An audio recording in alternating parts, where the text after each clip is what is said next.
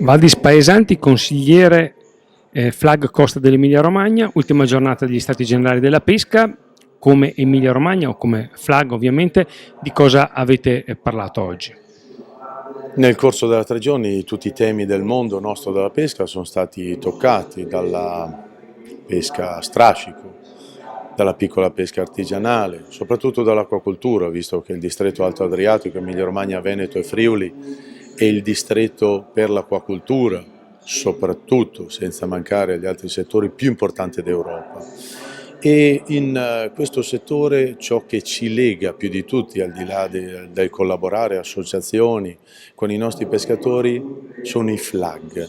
I flag sono stati, in chiusura di questa programmazione, una grande opportunità che, a differenza del FEP, probabilmente non avevamo ben capito, ben assimilato. Oggi i flag dimostrano di essere una grande opportunità per quella che è la cooperazione, la collaborazione, non solo all'interno della singola regione e dei flag che contraddistinguono l'Alto Adriatico, quindi noi Veneti e il Friuli Venezia Giulia, ma alcuni progetti dimostrano che la cooperazione tra flag è trasversale fra entrambe, tutte e due le coste, quella adriatica, quella tirrenica e il mare Ionio.